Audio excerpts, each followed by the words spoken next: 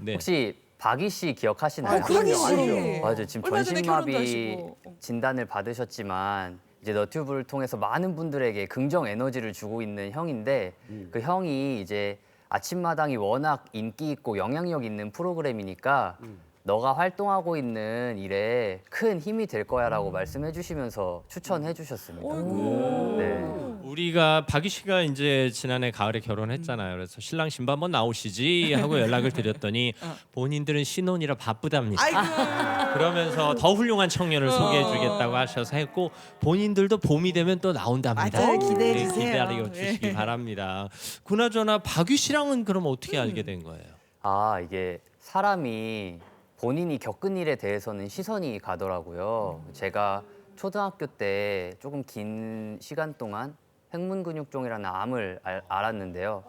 그래서 암을 다 이겼으니까 이제 내가 그 아이들에게 이제 성인이 돼서 시선이 가기 시작한 거죠. 그래서 아픈 아이들을 위해서 소원을 이루어주고 싶어서 유튜브에 저 이렇게 아이들 위해서 소원 이루어줄 겁니다. 딱 첫 영상을 올렸는데 아무도 소원 신청을 안 해주시는 거예요. 손님이 없었구나. 네. 이제 어. 신뢰를 받지 못했으니까 그래서 아무것도 이제 친분이 없던 그런 위형과의 관계 속에서 이제 박유 그냥 씨와요? 그냥 메시지를 보냈어요. 그냥 문자로 소통을 한 아, 거예요? 그 다이렉트 메시지 같은 거요? 예. SNS를 통해서 전혀 남남이었는데 근데 또 형이 그걸 읽으시고 또 너무너무 좋은 청년이다 판단해 주셔서 초대를 해 주셔서 응원해 주시고 영상도 찍어 주셔서 그때부터 좀 연이 닿았던 것 같습니다. 뭐 도와달라고 문자를 보내는 사람이나 또 그 문자를 읽고 도와주겠다고 하는 청년이나 워낙 선한 마음들을 갖고 정말 있어서 좋은 청년들이 세상에 많이 있어요. 네. 그래서 지금은 그 개인 방송 채널이 좀 잘 돌아가고 있어요?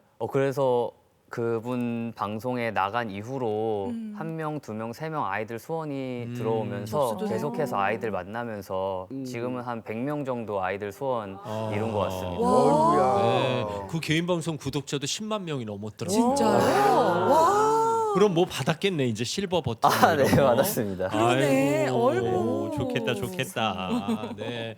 이 방금도 얘기해 주셨지만 이제 본인이 아팠던 어린 시절 때문에 그 어린 시절에 아픔을 겪고 있는 그 친구들의 마음을 알아서 이제 소원을 들어주는 개인 방송을 연 건데요. 글쎄 옛날 이야기 여쭤봐도 그게 네네. 힘들지 않으시겠어요? 괜찮습니다. 네. 몇 살 때 아까 병명을 얘기했는데 좀 잘 들어보지 어려웠어요. 못한 예. 병명이던데. 제가 12살에 9살부터 12살 겨울까지 한 3년 6개월 정도 이제 치료를 했는데요. 제가 어느 날 초등학교 2학년 때 학교 가려고 일어났는데 귀가 되게 멍멍한 거예요. 그래서 학교 끝나고 동네 병원에 가봤거든요, 이비인후과에. 저 혼자 생각하기로는 당시에 수영을 다니고 있었어서 수영할 때 들어간 물이 안 빠져서 멍멍한 거구나 생각을 그렇죠, 했는데 그렇죠. 그 이비인후과에서도 중이염이라고 진단을 하시더라고요. 중이염으로. 네네네. 그래서 뭐 많은 시술을 받았는데도 몇 달간 치료를 하고 시술을 받았는데도 멍멍한 증상은 호전되지 않고 또 제 왼쪽 안구가 점점 튀어나오더라고요. 네네. 그래서 당시에는 잘 때도 눈이 안 감겨서 밴드를 정도로. 붙이고 안대를 쓰고 자고 그랬었거든요.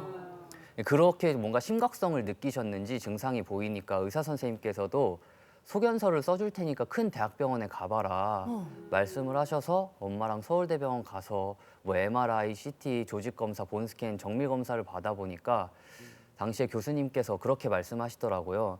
성인 남성 주먹만한 암이 이 도열이 눈 뒤에 있다. 그거 엄청 심각한 건데. 네네, 그러니까 7.5cm였거든요. 그게 9살 어린애 머리도 네네. 작을 텐데 그게 맞아요. 어떻게? 그래서 그 암이 너무 크니까 귀가 멍멍하고 눈을 조금씩 밀고 있었던 거예요. 암이 자라면서. 아이고야.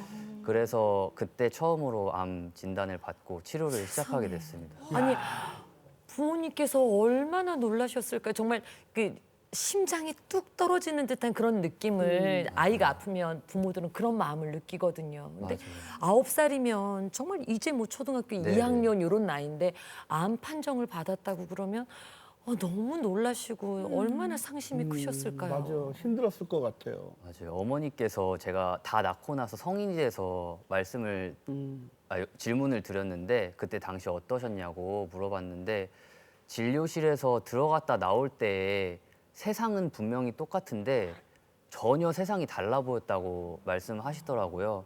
사실 저는 괜찮았었거든요. 너무 어려서 암이 뭔지 몰랐어요. 아, 그 시기에. 그래서 저는 수술도 불가능한 상황이었어가지고 약물 치료만 해보자라고 교수님께서 말씀을 하셔서 당시에 그 어린 나이에 해본 약물 치료가 감기 걸렸을 때 먹는 딸기맛 약 이런 거밖에 그쵸, 없는 그쵸. 거예요. 그래서 아 그런 거 먹으면 낫겠구나 하고 진료실에서 딱 나왔는데 그때 어머니 얼굴을 보는데 그냥 그 병원 안에서 눈물을 하염없이 쏟으시더라고요. 근데 그 모습을 보고 아 내 몸에 심각한 병이 찾아왔구나 이렇게 본능적으로 느꼈던 것 같아요.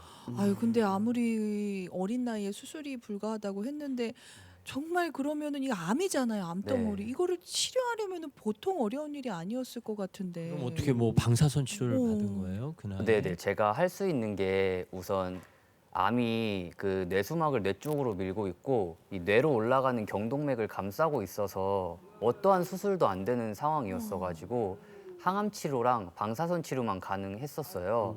그래서 시간이 조금 더 걸린 것 같아요. 이제 49차의 항암 치료랑 25번의 방사선 치료를 병행했거든요. 그래서 기간은 한 3년 6개월 정도 치료한 것 같아요. 사실 그 주변에서 암 환우들 봐도 뭐 6번, 12번 받는 것도 힘드실 텐데 49번을 저 나이에 아유 그래도 저 와중에 어머니 표정이 밝으시네요. 네, 어머니가 사실 목사님이셔서 약간 신앙적으로 많이 이겨내신 것 같아요. 네. 아유, 아니 근데 얼마나 사실 그 힘들었을까. 3년 6개월 동안을 저렇게 투병을 하시다 보면 사실 뭐 정신적으로도 그렇고 뭐 가족들도 뭐 힘들지만 사실 본인 같은 경우에도 3년 동안 그렇게 투병을 하면서 뭐 정신적으로 힘들고 또 가족은 또 뭐 마음도 아프지만 사실 그 병원 생활하면 또 경제적으로도 어려움도 있을 거고 하지만 또 그걸 3년 6개월을 다 치료하고 난 이후에도 그 갭이 있잖아요. 그 공백 기간 동안에 그래요. 사실 성장기에 어떻게 보면 정지돼 있는 상황이잖아요. 맞아요. 그 초등학교 2학년 이후에도 때부터. 참 네. 모든 것들이 좀 어려움들이 좀 많았을 것 같아요. 병원 생활을 4년 가까이 했으니까. 네네. 제가 다 낳고 저는 종결하면 정말 다 제 세상일 줄 알았거든요. 그래서 학교에 딱 갔는데 연필 쥐는 법을 모르겠는 거예요. 그러니까 제 손은 주사만 꽂아봤지 어떤 걸 잡아본 적이 없었거든요. 4년 동안. 소근육 발달이 안 돼서 그런지 글씨 쓰는 것도 안 되고 진짜. 또 아이들 수업은 따라가기 너무 어려워서 제가 지금 기억나는 건 제 친구들 중에 동생 3, 4살 어린 친구들이 있었어요. 글씨 쓰는 것부터 그 3, 4살 어린 친구들이랑 같이 학원을 다니면서 학업을 정말 피나는 노력으로 따라가게 된 것 같아요. 얼마나 힘들었을까. 아니 그런 프로그램들이 뭐 정부에서 이렇게 해주는 그런 프로그램들은 없나 보죠? 아, 요즘에는 네. 병원 학교라고 있는 것 같은데 제가 치료했을 당시에는 그런 게 아직 없었던 시절이었어서 2000년대다 보니까 병원에서도 좀 적절한 교육을 받을 수 있는 제도적 장치가 마련이 네. 됐으면 좋겠네요. 어쨌든 그 49번 방사선 치료를 받으면서 그 혹이 좀 작아진 거예요? 네네 원래는 조금 암도 너무나도 크고 이거 뭐 항암 치료를 해도 방사선 치료를 병행해도 가능성이 희박하다라고 말씀해 주셨는데 딱 1차 항암 치료를 하고 왔는데 사이즈가 준 거예요. 다행이다. 네. 감사하다. 그래서 아 이거 우리 끝까지 해보자 교수님께서 말씀해 주셔서 포기하지 않고 나아갈 수 그 있더라고요. 결국은 사라진 거예요. 네네네.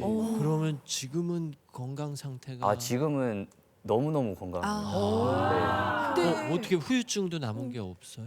아 제가 사실 후유증은 있어요. 이게 암을 다 없앴는데도 불구하고 이 왼쪽 얼굴에 있었잖아요. 그래 제 왼쪽 얼굴은 이제 마비가 된 상태거든요. 네. 그래서 안면마비는 이제 평생 가져가야 되는 그런 후유증. 그 근육 움직임이 부자연스럽다로 이해하면 될까요? 네네네. 그냥 여기 근육이 죽어서 아. 이게 뭐 일상생활에서는 여기 근육이 죽었으니까 다른 근육을 가져와서 막 협응 운동으로 쓴다고 하더라고요.